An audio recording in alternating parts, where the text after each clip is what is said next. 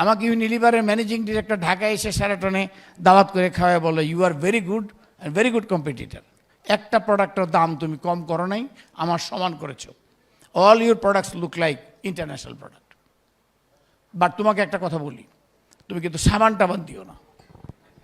বলি কেন? ওই যে লাক্স সাবানের বয়স প্রায় 150-200 বছর হয়ে গেছে। তোমার আম্মা যখন প্রথম জন্মগ্রহণ করেন তখন তাকে কিন্তু লাক্স সাবান দিয়ে গোসল করাইছিল। আর তোমার কথা তো একেবারে আমি শিওর যে তোমার লাক্স সাবান দিয়ে গোসল করাইছে। তুমি প্রথম গোসল পৃথিবীতে আইসেই লাক্স সাবান দিয়ে তোমাকে ওই তোমার যে ধাত্রী ছিল ও গোসল করাইছে। তো কাজে এটা হাত দিও না। এটার মধ্যে পৃথিবীর এমন কোনো নায়িকা, এমন কোনো নায়িকা নাই, এমন কোনো মডেল নাই এই লাক্স সাবান নিয়ে নাচে নাই থ্রু আউট দ্য ওয়ার্ল্ড। আমি বলি ভালো কথা তো, ভালো একটা বিপদে ফেলাইলাম। তখন আমি মনে মনে অনেক চিন্তা করে ভাবলাম যে না, সাবানই একটা দিব। ওই যে বললাম সবাই বলে, আর আমি সবাই যা বলে আমি তার এগেনস্টে আছি।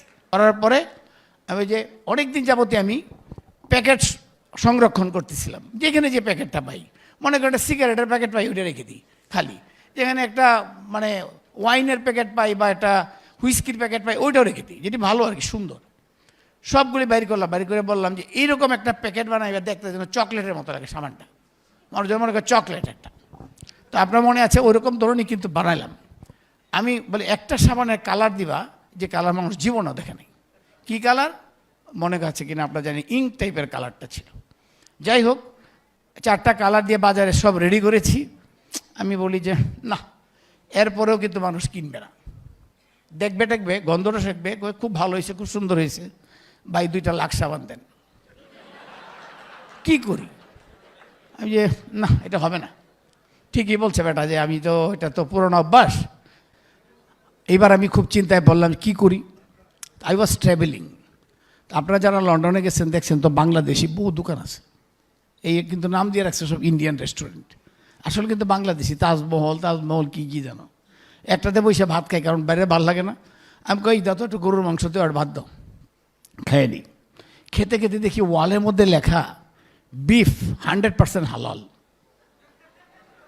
আমি কি রে, বিফ তো এমনি হালাল, তা আবার 100% হালাল কি?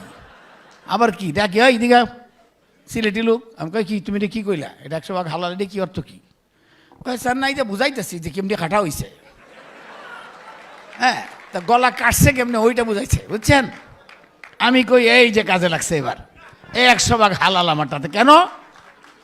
আমি তো এনিমেল ফ্যাট দেই নাই, আমি তো ভেজিটেবল ফ্যাট নিয়েছিলাম, কিন্তু ভালো ফেনা হয় আর গন্ধটা ভালোভাবে অ্যাবজর্ব হয়, ওই কারণে। পরের কাহিনী আর বলার কোনো অপেক্ষা নেই।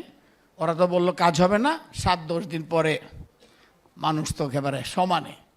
এবং এমনটা পর্যন্ত হয়েছে যে একটা মানুষের বাবা মারা গেছে, মা মারা গেছে, কান্নাকাটি করতেছে, তার মধ্যে যখন গোসল করার জন্য চিল্লানোর পক্ষে সাবধান, আমার হালাল সাবান ছাড়া গোসল করে না।